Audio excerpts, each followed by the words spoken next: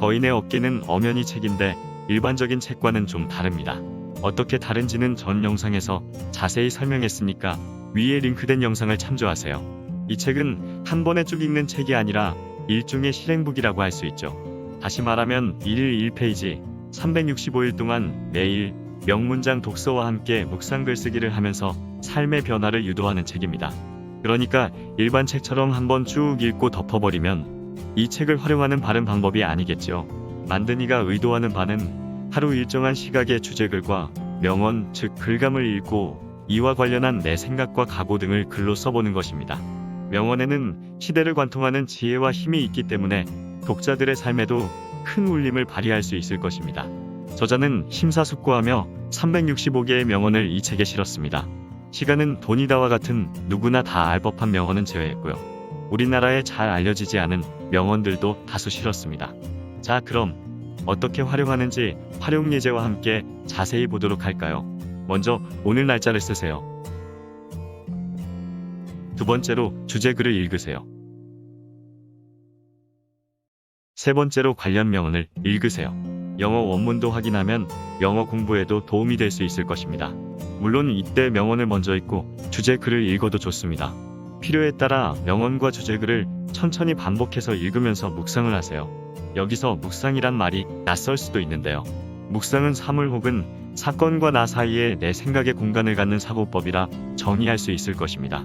사실 사람은 누구나 이렇게 주어진 상황을 묵상하는 존재이고 묵상의 결과에 따라 그 사람의 성숙도가 달라지고 인생의 결과가 나뉩니다. 그런데 묵상을 하려면 묵상의 대상이 있어야 합니다. 대상 없이 묵상하는 것은 명상이라 부르고 이러한 명상은 생각을 버리는 행위에 중점을 두지만 묵상은 묵상의 대상에 생각을 집중하고 묵상의 대상으로 마음을 채우는 일에 중점을 둡니다. 물론 좋은 것을 묵상해야 하죠. 범죄를 묵상하면 범죄자가 될 것이고 패배를 묵상하면 패배자가 될 것입니다. 아름다움을 묵상하면 미인이 될 것이고 정의를 묵상하면 의인이 될 것이며 승리를 묵상하면 성공자가 될 것입니다. 여기에 제시한 주제문과 명언은 일종의 좋은 묵상의 대상이 될 것입니다. 충분히 묵상을 하면 자연스레 그 내용이 내면에 스며들면서 화학작용이 일어납니다. 소요물을 큰 솥에 넣고 삶는 것과 같은 이치입니다. 예전에 시골에서 소요물을 삶을 땐 먼저 마른 볏짚을 작두로 잘라서 큰 가마솥에 한 솥 가득 넣고 물을 붓지요. 그리고 아궁이에 장작불을 떼면 거칠고 뻣뻣한 볏짚이 숨이 죽고 풀어지기 시작합니다. 묵상 전에는 날 볏짚 상태이던 텍스트가 장작불을 떼는 것과 같은 묵상의 과정을 거치면서 부드럽고 먹기 좋은 여물이 되는 것입니다. 그런데 이것으로 끝내면 부족합니다. 화학작용이 일어난 진액이 내 몸과 삶에 스며들도록 잘 다독여야 하는데 그 행위가 바로 글쓰기입니다. 글쓰는 행위를 통해서 묵상의 내용을 잘 정리하여 풀어내고 그것을 확정하는 것입니다. 묵상을 통해 길어올린 내 생각의 진액들을 아래 공간에 기록해보세요. 먼저 명언을 필사해봅니다. 좋은 글은 몇 번이라도 필사할 만한 가치가 있지요.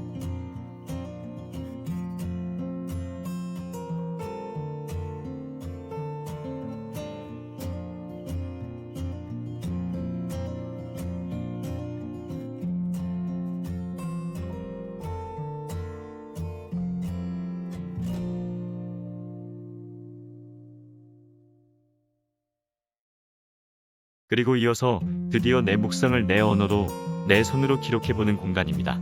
처음에는 한 줄도 두 줄도 좋습니다. 멋들어진 문장에 아니어도 좋습니다. 기록하는 게 중요합니다. 그리고 매일 하는 게 중요합니다.